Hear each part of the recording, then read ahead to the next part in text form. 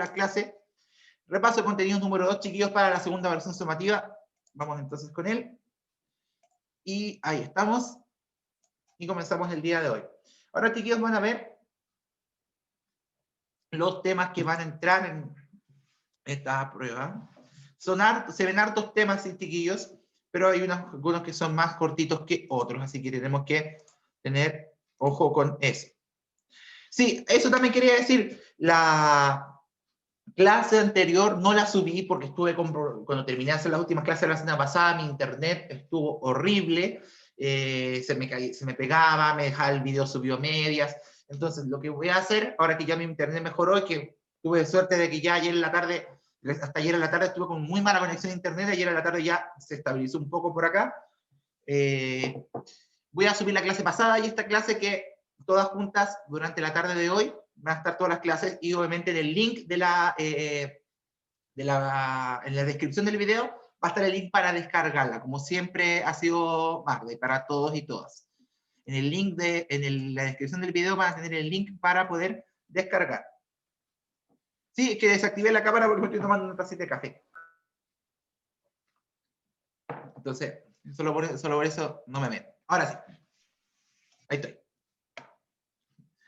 Entonces, chiquillos, como se dan cuenta, son 7 temas, algunos más cortos que otros, y yo creo que el que va a ser el grueso, el tema más denso, por así decirlo, en cuanto a contenido, va a ser tanto el Big Bang como las estrellas. No quita que los demás no vayan a tener peso en la prueba, pero debo confesar que el resumir esos temas fue un trabajo bien extenso, porque hay cosas que igual no podemos dejar fuera, pero traté de hacer lo mejor posible para que este resumen quede bien hecho y también les sirva para estudiar. Partamos entonces con lo que es el universo y también vamos a entender ahí la teoría del Big Bang. ¿Qué es el universo, chiquillos? Recordad, chiquillos, que el universo es todo lo que está a nuestro alrededor, la materia, la energía, el espacio, las leyes físicas que nos permiten entender el comportamiento del universo. El tiempo como una variable independiente también corresponde a una de las características, elementos que forman el universo. Las galaxias, las estrellas, los planetas, todo aquello que está formando nuestro universo son elementos que podemos decir que son parte de él. Pero no debemos olvidar, chiquillos, que este universo solamente representa el 10% de lo que nosotros podemos ver. El 90% del universo es considerado materia oscura, o sea, materia que no podemos observar, que no tiene alguna característica visible. Es decir, todo lo que nosotros conocemos del universo visible, las estrellas, los planetas, las galaxias, todo eso que podemos observar de alguna u otra manera, es solamente el 10% del universo. El 90% restante, chiquillos, corresponde al llamado universo, la parte del universo que consideramos que es la materia oscura. Eso tenemos que tener claro, chiquillos, que somos un porcentaje muy pequeño de todo aquello que representa nuestro universo. Entonces, eso debemos saber como qué es el universo de grandes rasgos. No nos vamos a meter con los tipos de galaxias, con los tipos de constelaciones, no. Esto nomás que es lo que importa que debemos saber sobre el universo. Y con eso claro, chiquillos, es que debemos saber qué fue lo que originó el universo, que nos vamos al segundo punto que corresponde a la teoría del Big Bang. El Big Bang, que recuerden, no tiene fecha, lo vamos a explicar ahí, sin fecha establecida de cuándo ocurrió, pero sabemos sí los eventos y cosas que ocurrieron después de él. En tiempo también, eso lo sabemos, así que esas son cosas que nosotros conocemos del Big Bang, son los eventos que ocurrieron luego de esta gran explosión. Nosotros tenemos claridad de las cosas en tiempo y situaciones que ocurrieron después, pero no tenemos claro cuándo ocurrió efectivamente y qué ocurría antes. Pero sería una teoría que corresponde a la de la singularidad primordial, chiquillos, esta singularidad primordial, que decía que antes del universo, antes de que se formara el universo, este tenía volumen cero y densidad y temperatura infinita, y no existía el tiempo como lo conocemos hasta ahora. No había, no sé, una variable tiempo no existía. Es decir, antes del Big Bang, chiquillos, decía que el universo era una especie de masa sin volumen, pero con densidad y temperatura infinita. No existía el tiempo como variable, es decir, Eso, más que eso no podemos señalar de lo que ocurría antes del Big Bang, que es esto es lo que llamamos la singularidad primordial. Nace el universo, chiquillos, explota esta singularidad, se colapsa, no se sabe cómo, cuándo, pero nace el universo, pero sabemos que el universo, luego del Big Bang, nace 10 elevado a menos 43 segundos después de la explosión. No sabemos cuándo ocurrió el Big Bang exactamente, pero sabemos que 10 elevado a 43 segundos después de él, empieza a formarse, es decir, luego de la explosión. Como bien les decía, no sabemos en qué fecha, en qué momento ocurrió el Big Bang, pero si sabemos, si lo colocamos como un tiempo cero, por así decirlo, todo lo que fue ocurriendo, los segundos, los instantes, el tiempo que ocurrió después de él. Cuando empezó a formarse el universo, chiquillos, no habían elementos químicos, no habían átomos, no habían moléculas, no habían estructuras complejas como las conocemos al día de hoy. Solamente se habla de la llamada sopa de partículas, chiquillos, que estaba formada por los quarks, por los electrones, los neutrinos, etc. Es decir, luego de que nace el universo se empieza a formar, luego del Big Bang, en este tiempo que ya hemos señalado, el universo no tenía elementos químicos, no tenía estructuras complejas, no tenía tierra, polvo, no tenía nada complejo, eran estructuras muy básicas mezcladas en una gran llamada sopa de partículas que está compuesta por los llamados quarks, electrones, neutrinos, etc. Eso era lo que consideraba la sopa de partículas posterior al Big Bang. Sí, Tomás, voy a subir esta clase después, tranquilidad con eso. Así que no te preocupes por eso.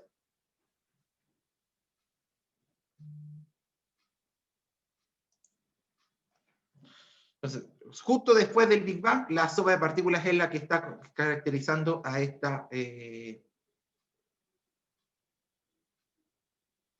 formación del universo posterior ahí de él.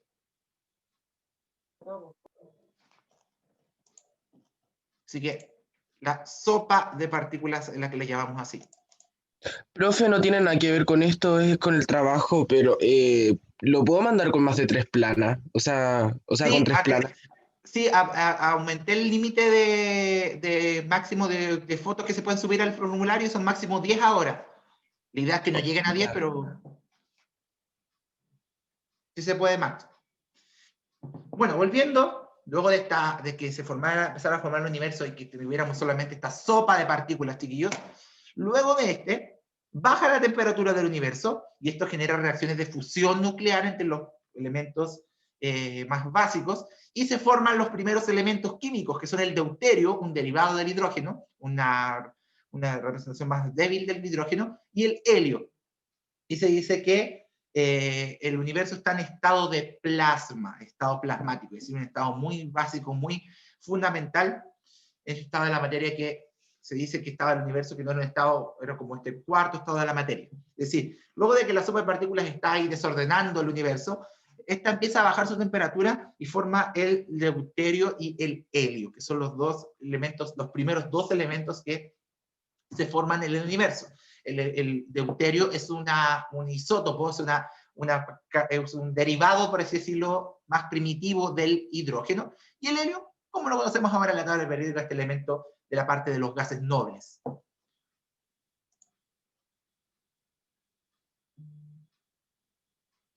Nosotros estamos repasando la evaluación sumativa, por si acaso, por lo que decía el Nico era el trabajo anterior.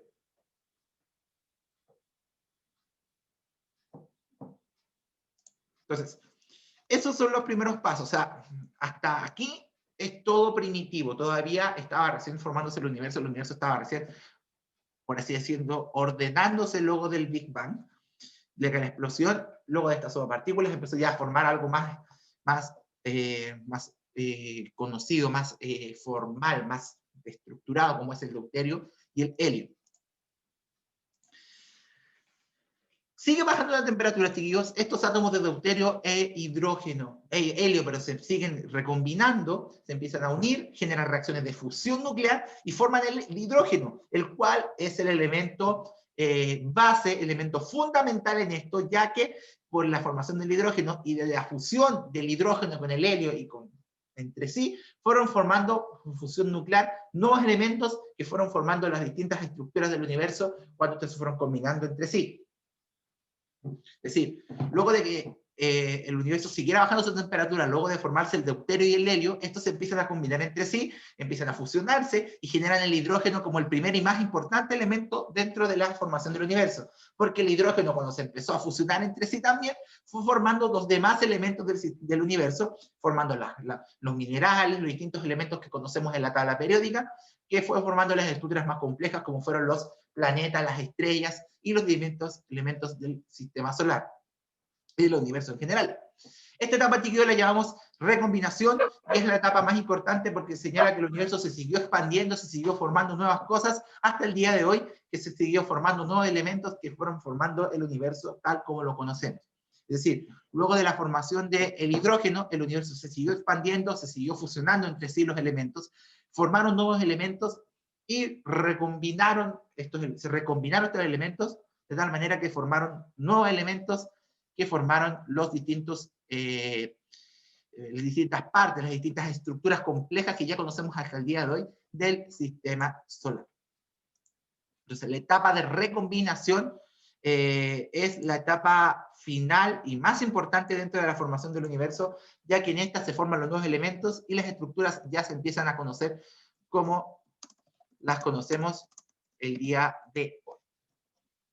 Si se dan cuenta, chiquillos, hice un resumen, pero brutal, del Big Bang, porque ustedes recordarán que cuando vimos el Big Bang fueron 2 clases con mucho contenido de esto, así que traté de resumir lo más posible las características del Big Bang a lo importante, a lo que debemos saber de estas etapas. Si se dieron cuenta, había una etapa que decía y luego, porque no encontré un nombre que se le pudiera decir así como un nombre formal como la de sopa de partículas, la de la singularidad primordial, la recombinación como etapas, no encontré un nombre que me convenciera. Así que por eso lo dejé como ya, y como qué viene ahora. Así que importante no ese detalle. Bien, ¿alguna duda, chiquillos, con esto del Big Bang? ¿Quedó claro esta parte?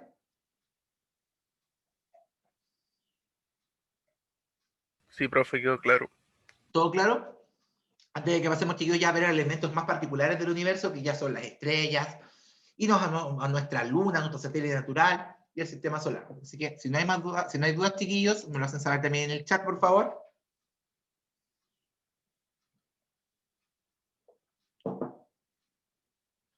Sí, Laurita. La recombinación se dice que es la última etapa de la formación del universo y que la que estamos todavía nosotros sí,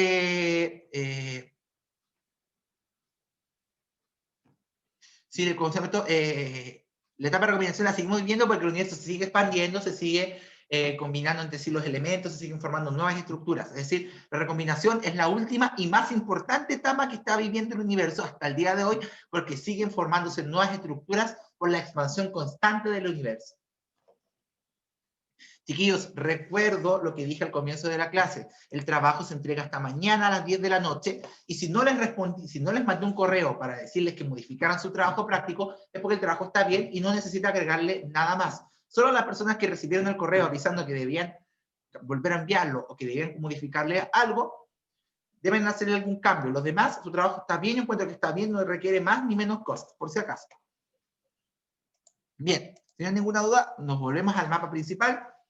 Y aquí tenemos las estrellas, la luna y los eclipses, que son la siguiente rama que vamos a ver ahora.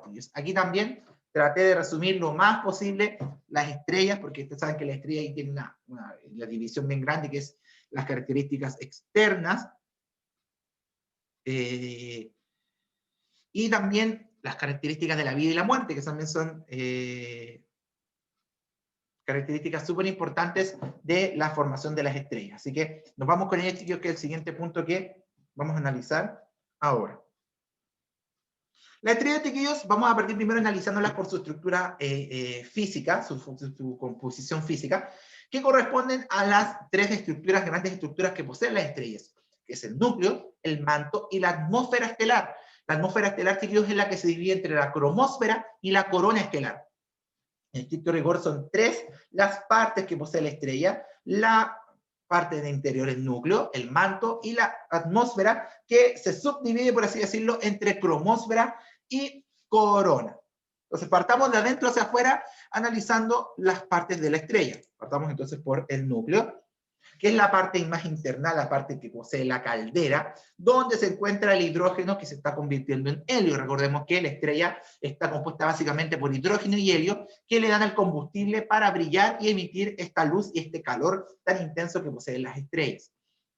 Es decir, en el núcleo de la estrella es donde nos estamos encontrando con la caldera, el horno, por así decirlo, en donde se están produciendo las reacciones de fusión del hidrógeno, que se convierte en helio, que es el alimento que mantiene brillando y a cierta temperatura la estrella. El manto hace las veces del cono de la fumarola del volcán, que es una zona simplemente de transporte. El manto de la estrella es la zona que está enviando la energía del núcleo de la estrella hacia el exterior. Solamente funciona como una, por así decirlo, zona de transporte, de comunicación de la interna a la externa de la estrella. Y en la zona externa, chiquillos, tenemos la atmósfera estelar, que se divide entre la cromósfera y la corona. La cromósfera, chiquillos, viene de la parte más gruesa, pero menos iluminada y de menor, entre comillas, temperatura de la estrella.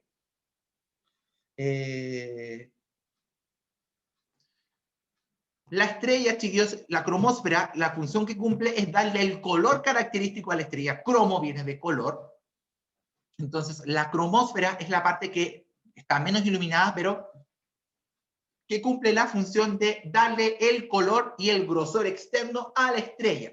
Mientras que la corona estelar es toda la zona que rodea a la estrella, que es más delgada, pero al ser la parte más delgada y más externa, es la que está a más temperatura y está más iluminada. Entonces, la parte externa, la atmósfera de la estrella, se divide en la zona que le da el color, que es la cromósfera, que es una zona muy gruesa, pero a menor temperatura, y la corona, que es como una corona real, o sea, la parte que está más delgadita por fuera, que está muy alta temperatura y que cumple la función en la estrella de darle la luminosidad que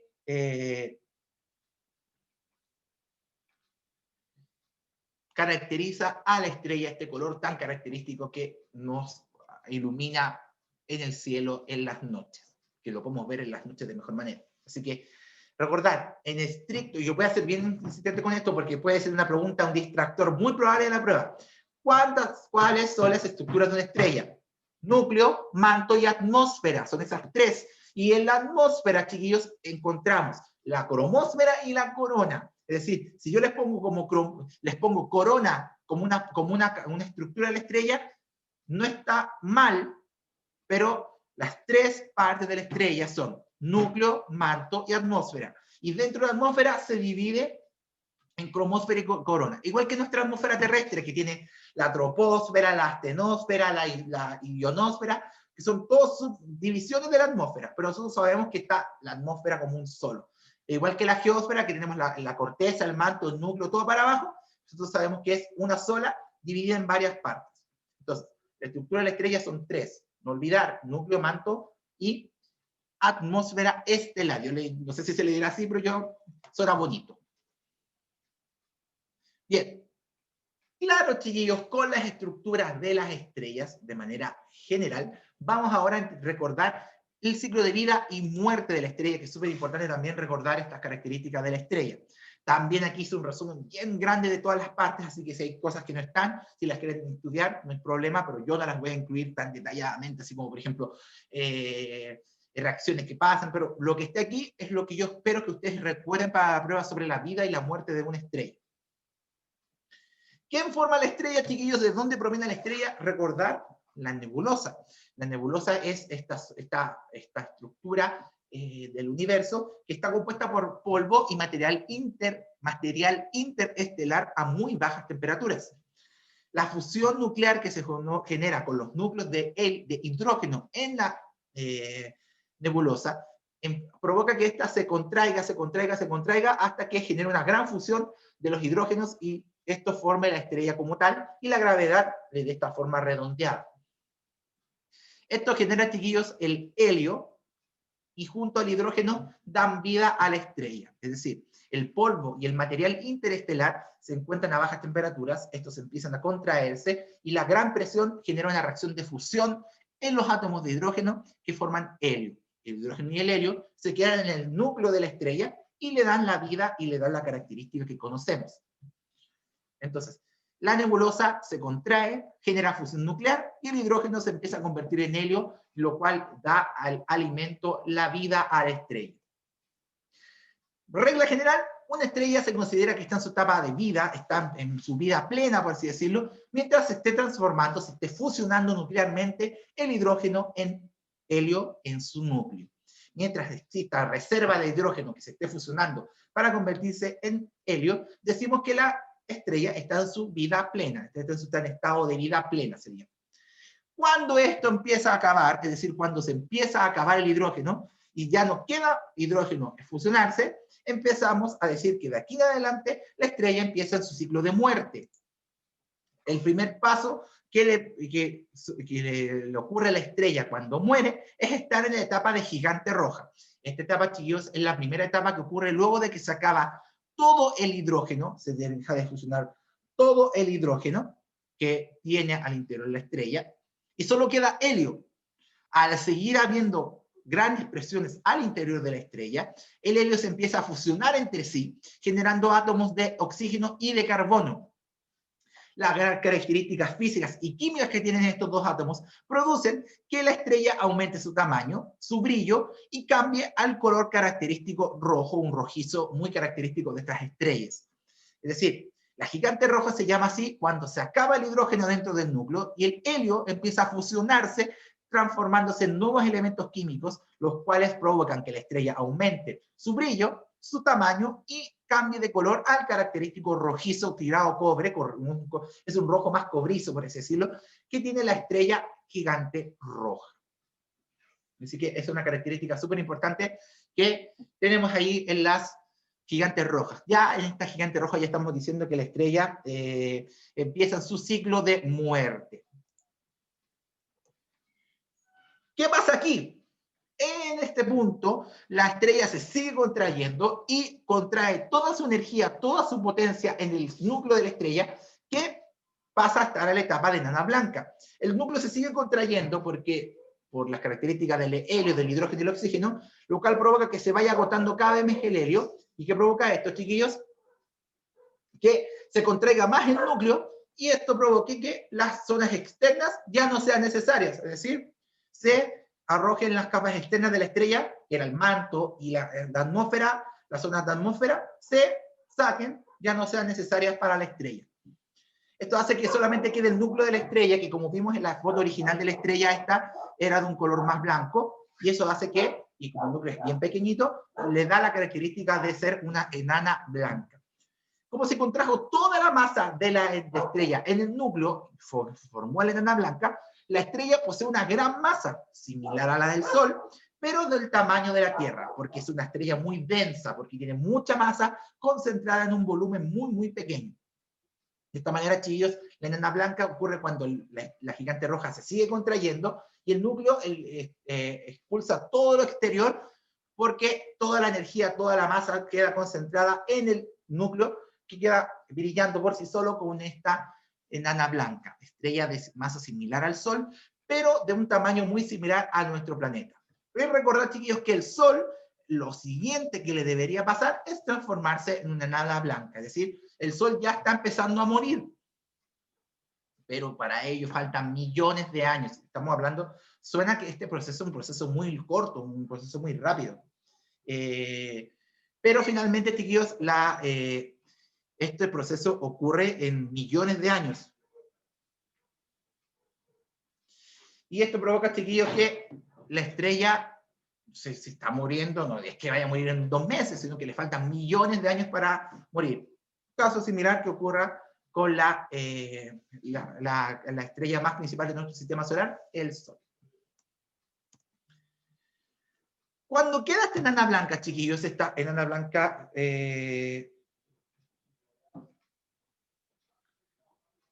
cuando la enana blanca, chiquillos, se sigue contrayendo, lo poco que le queda, esto se contrae hasta convertirse en un núcleo de hierro, o sea, se siguen fusionando todo lo que está en su interior y genera un núcleo de hierro, lo cual hace que el hierro, por sus características inestables, haga que la estrella, la enana blanca, colapse a un punto que explote.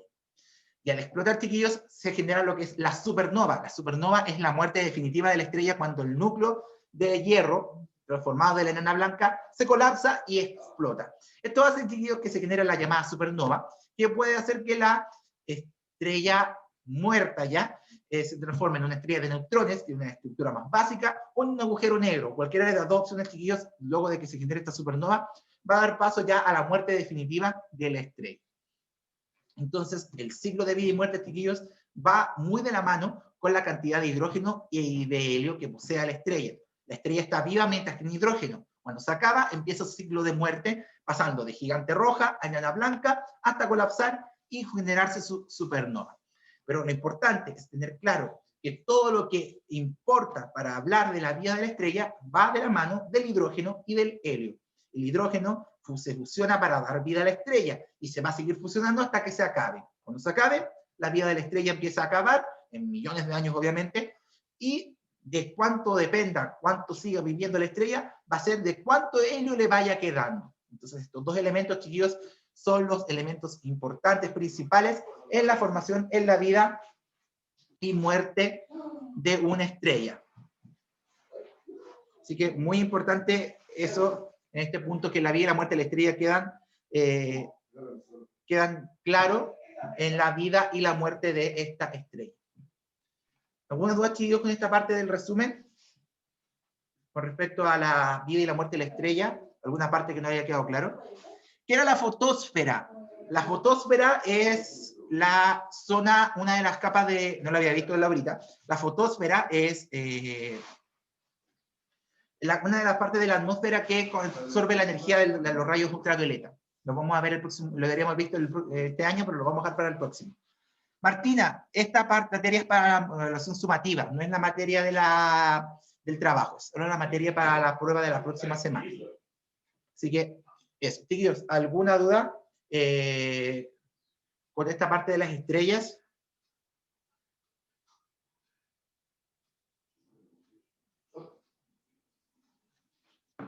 ¿Todo claro, chicos, los demás? Ahorita me dice que sí, los demás me van diciendo si es que está claro o no esta parte de las estrellas, si hay algo más que aclarar.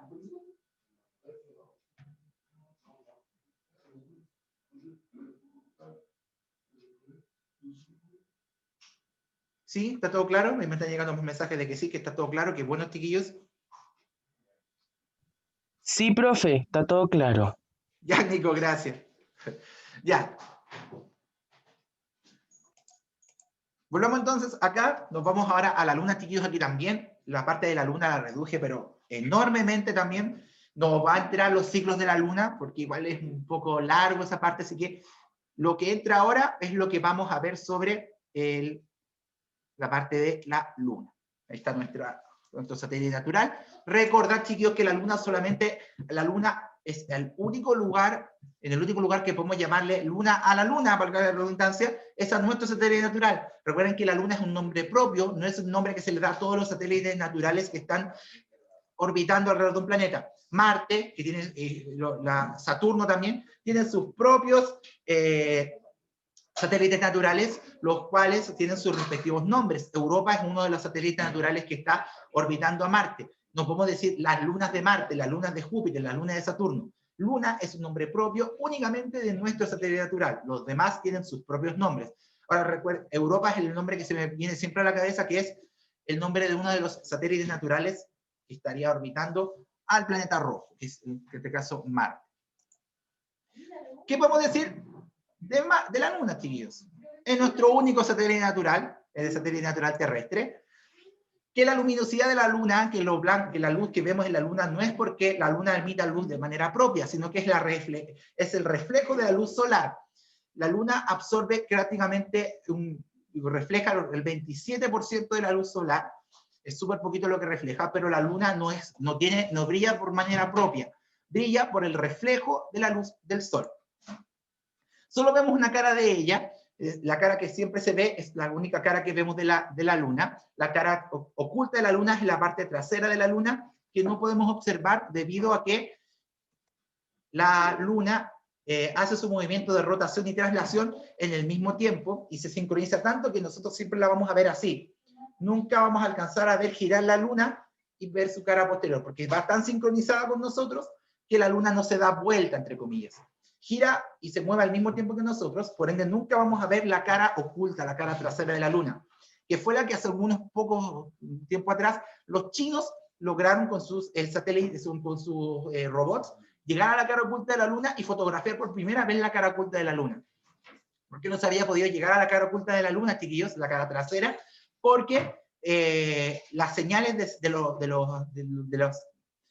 elementos que exploraban la luna se perdían por la interferencia de la luna misma. O sea, es como que tuviéramos una pared que estuviera interfiriendo las señales que enviaban los distintos elementos que llevaban a la luna.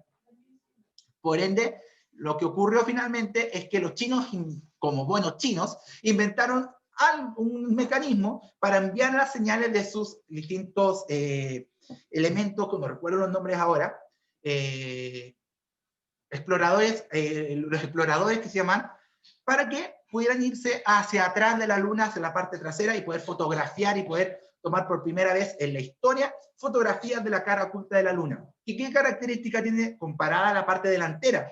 Posee más cráteres que la parte delantera, porque la luna nos protege de muchos asteroides. Muchos asteroides que nos llegan a nuestro planeta chocan con la cara trasera de la luna, y se ha visto que más que la parte delantera, tiene más cráteres que la parte que podemos observar. Otra característica de la Luna es que tiene 6 veces menos gravedad que nuestro planeta, es decir, nuestro peso en la Luna sería 6 veces menor, porque la gravedad de la Tierra es alrededor de 9,8 y en la Luna anda alrededor de 1,6. Recordar esto, la Luna sí tiene gravedad, solo que tiene menos, 6 veces menos. ¿Y qué va de la mano? Con el tamaño de la Luna, que ustedes saben que alrededor es prácticamente casi 6 veces más chica que nuestro planeta. Lo que les decía recién, chiquillos, la rotación y traslación de la Luna ocurren sincronizadamente y la Luna tarda alrededor de 27 días en dar una vuelta completa a nuestro planeta, en donde se completa el llamado ciclo lunar. Y la rotación y traslación ocurre en las llamadas fases de la Luna, donde está la Luna creciente, la menguante, la Luna llena y la Luna nueva. No vamos a meternos con esa parte, pero así se llama a la rotación y traslación de la Luna. Posee cráteres, como dije, montañas y zonas oscuras. Las zonas oscuras, que simplemente son zonas de sombra. Inicialmente se pensaba que en estas zonas de sombra había agua. Si bien se ha comprobado que sí hay presencia de agua en la Luna, inicialmente se pensaba que esos manchones oscuros que tenía la Luna eran zonas de lagos dentro de la Luna. Lo único que se pudo comprobar con la primera exploración a la Luna es que esas zonas eran zonas más hundidas que tenían simplemente la sombra, generaban sombra. Así que nada que decir. Nada, que no hay agua como un lago lunar, por así decirlo. Así que esas, chiquillos, son las características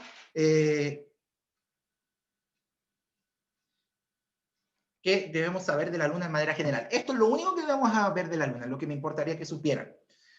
Y recordar, chiquillos, que la Luna es solamente el nombre que le podemos dar a nuestro satélite natural. Un error garrafal que se comete muchas veces, que yo lo he escuchado un montón de veces en las noticias y en muchas partes, es decir, las lunas de Marte, las lunas de Saturno, las lunas de Júpiter. Error, la Luna es el nombre que nosotros nos colocamos a nuestro satélite natural. Cada planeta tiene sus propios satélites con sus propios nombres. Así que, importante tener esa información muy importante ahí. Así que, eso debemos saber es sobre la Luna. Y nosotros sabemos que la Luna, el Sol y la Tierra, en conjunto ellos tres, forman los eclipses, un fenómeno muy importante. Debemos clasificar estos eclipses, chiquillos, entre solares y lunares.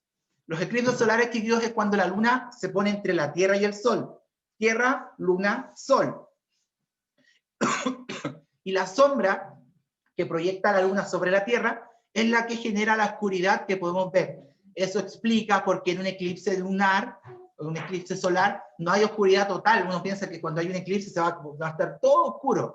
No, en un eclipse total de sol, la luna genera un cono de sombra en una zona determinada, en una zona específica, que oscurece prácticamente por completo a la zona, pero no la oscurece así como una oscuridad total de una noche, por ejemplo. Y debemos recordar que los tres tipos de eclipses que hay son total, parcial y anular. Simplemente se diferencian por la posición de la luna respecto a la Tierra y el Sol. El total es cuando la luna está perfectamente alineada al Sol, el parcial cuando está corrida, y el anular es que cuando la luna está tan lejos de la Tierra y del Sol que no tapa todo, lo tapa y hace este anillo. El eclipse total es cuando la luna cubre perfectamente el Sol, el parcial cuando lo cubre en cierto porcentaje, y el anular es cuando lo cubre, pero está tan lejos del Sol la luna, por su traslación, que no lo cubre, deja este anillo por el lado. ¿Y por qué ocurre esto, chicos? Por la perspectiva. Recuerden que esto es solo posible por el fenómeno de perspectiva. Si no existiera el fenómeno de perspectiva visual, esto jamás podría ocurrir, porque tenemos que tener en cuenta que el Sol, la Luna y la Tierra en tamaño son muy diferentes, pero por la perspectiva y por la alineación perfecta que generan en algún momento, podemos producir estos eclipses. Recuerden, chicos, que el 14 de diciembre viene otro, que el mejor lugar para ver ese eclipse va a ser en Frutillar, en la orilla del lago. Va a ser el mejor lugar para ver el eclipse. Aquí en Santiago, chiquillos, debería verse el eclipse muy similar a como vimos el eclipse el año pasado en La Serena. Es decir, con un porcentaje de oscuridad alrededor del 80%. O sea, no es menor el porcentaje de oscuridad que vamos a ver. Y no olvidar, chiquillos, las mismas precauciones que tomamos para el eclipse anterior, de no mirar directamente el eclipse durante su fase máxima, porque como no tendremos eclipse total, los rayos del sol pueden ser muy peligrosos. Si tienen guardados sus lentes del año pasado, si lo han guardado en buenas condiciones, no deberían tener problemas para ocuparlos ahora. Así que, eclipse solar, la luna entre la Tierra y el Sol. Mientras que el eclipse lunar, chiquillos, simplemente es cuando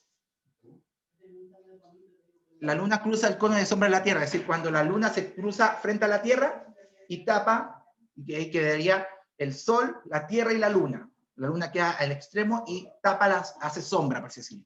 Y la luna se vería rojiza, que es la llamada luna de sangre. Entonces, el eclipse lunar es cuando está el Sol, la Tierra y la luna. No está la luna al medio, pero la luna se atraviesa en la sombra que genera la Tierra y esta hace que se oscurezca.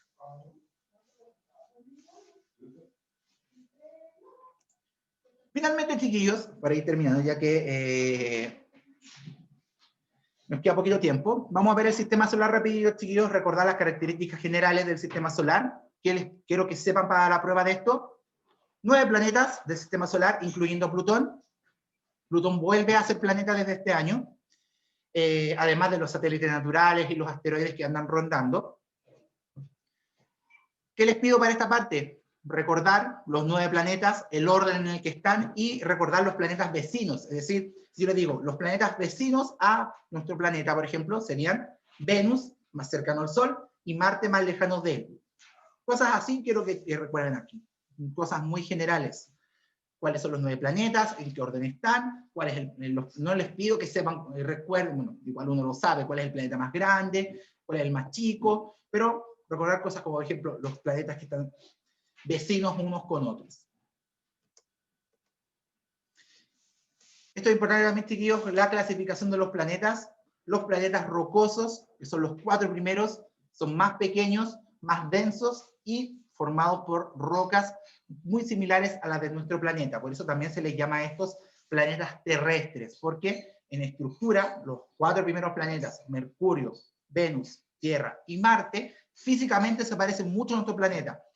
Su composición física y química es muy similar, su tamaño es muy similar, pero son más pequeños que los planetas gaseosos, que son los 4 que vienen, que son Júpiter, Saturno, Urano y Neptuno, que son más grandes, pero con una atmósfera más densa, son más gaseosos, poseen más gases rodeando el planeta. Y por tamaño se parecen mucho, pero son más grandes que los 4 primeros. Entonces, los 4 primeros planetas son más pequeños, pero más pesados, más rocosos, y los 4 siguientes son más grandes, pero de una atmósfera más densa. Esa es la diferencia. Plutón no se clasifica ni en uno ni en otro, porque como se sabe tan poco de él, no se sabe a cuál de los dos se caracteriza más. Muchos dicen que por las características se asemeja más a un planeta rocoso. No se ha dicho nada, no lo clasificamos en ninguno de los dos grupos, por si acaso. Y recordad, chiquillos, que quien separa, por así decirlo, a los dos grupos de planetas, a los 4 primeros rocosos, a los 4 siguientes gaseosos, es el llamado cinturón de asteroides, que es este conjunto de asteroides que están entre Marte y Júpiter, que funcionan, por así decirlo, como una frontera, como un límite entre los 4 primeros y los 4 siguientes. Eso explica por qué entre Marte y Júpiter hay una distancia tan grande. No es que no haya nada entre ellos, sino que está este cinturón de asteroides que divide los dos grupos de planetas. Cambié sin querer. Ahí sí. Y para terminar, chiquillos, ahora sí que terminamos. Recordar que lo último que vimos, lo último que vimos, son los modelos planetarios, que son el modelo geocéntrico y el heliocéntrico. El geocéntrico fue el primero que se conoció, que decía que la Tierra estaba en el centro del universo, y la Luna, el Sol y los planetas girando alrededor. Las órbitas eran en círculos, y fue planteado por Claudio Ptolomeo en el siglo II después de Cristo. Recordemos un poco cuando hicimos historia, un poco de cómo era el contexto histórico en ese tiempo. Estamos hablando del siglo II después de Cristo, una sociedad muy marcada por la creencia de Dios. Por ende, Ptolomeo tomó esto y señalaba que el universo, el sistema solar en específico, tenía a la Tierra en el centro, ya que señalaba que nuestro creador, en este caso lo que decía Ptolomeo, Dios había creado la Tierra primero, y desde la Tierra Dios había creado todo el resto de los planetas del sistema solar, y todos girando alrededor de este. De ahí viene un poco, recuerden que tiene un poco que ver con la teoría, mucho teocentrismo, había mucha creencia en Dios recién, era una civilización muy marcada por esta creencia en Dios. Por ende, se ponía a la Tierra como el centro, donde era el lugar de la gran creación de Dios, y luego fue creando el resto de los planetas alrededor de él en una órbita circular, en forma circular. Y finalmente, chiquillos, el modelo heliocéntrico, que es el que conocemos hasta el día de hoy, coloca al centro al Sol, la Luna y los planetas girando alrededor de él, en órbitas elípticas, no circulares, sino que con una elipse, como un huevo. Fue planteada por Copérnico recién en el siglo XVI después de Cristo. El universo y la Tierra tienen forma esférica. Hasta antes de eso no se sabía qué forma tenían los planetas y el universo. Tienen un movimiento perpetuo, es decir, que siempre están girando. Y Copérnico fue el primero en ordenar los planetas como los conocemos hasta ahora, pero recuerden que solamente llegó hasta Saturno, porque no se había descubierto, llegó hasta Júpiter, nomás lo representó solamente hasta Júpiter, porque Saturno, Urano y Neptuno aún no se conocían. Entonces, ¿qué les pido aquí, chiquillos? Que recuerden las diferencias importantes aquí entre estos dos modelos. Quién se colocaba en el centro del sistema, cómo giraban los planetas, qué forma tenían los planetas y quién los planteó. Esas son las grandes diferencias que espero que puedan ir marcando y reconociendo de los dos modelos. Y recordar, obviamente, que el modelo heliocéntrico es el modelo que nos representa al sistema solar como lo conocemos el día de hoy. Bien, chiquillos, fue harto, sí, fue mucho, pero a la vez, si nos ponemos a pensar en cuánto era la materia de la prueba, esto es prácticamente una mitad de la materia original de la prueba que habíamos visto. Fue para mí un trabajo bien arduo, igual, chiquillos, resumir 6 clases en este resumen. Traté de también sacar cosas que yo vi como datos extra y dejando una parte. Así que esta clase se va a subir el día de hoy, la tarde, para que la puedan revisar. Y para que puedan también ahí ver, chiquillos, nuevamente, los que tienen que concentrarse en esta materia. A ver, Aranza dice, me da curiosidad cómo se vería el borde de la sombra que queda proyectada en la Tierra durante un eclipse. Me refiero a ver una parte de la Tierra oscura y la otra con luz.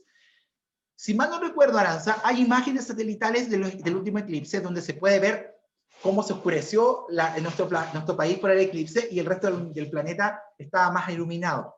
Creo que hay algunas imágenes satelitales de eso.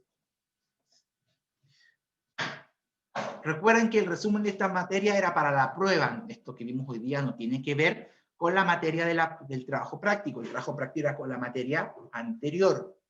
Así que, eso, chiquillos. Esta materia que resumimos el día de hoy es para la evaluación de la próxima semana. Un resumen largo, confesar que fue bien largo el resumen, pero traté de dejar los temas más importantes.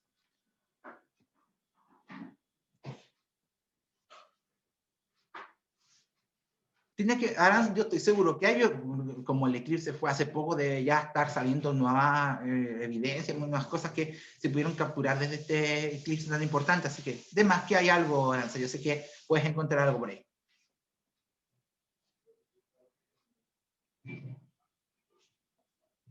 Chiquillos, si ustedes me mandaron el resumen, ya me lo mandaron, ningún problema. Recuerden, este resumen de contenidos de hoy día es solamente para estudiar, no hay que hacer un trabajo respecto a esta clase, solamente hice un resumen para la prueba que viene la próxima semana. Ah, ya. Si ya mandaron el resumen anterior, ningún problema. Yo sé que varios de ustedes ya lo enviaron. De Si trabajo quieren es confirmar eso, que me avisan.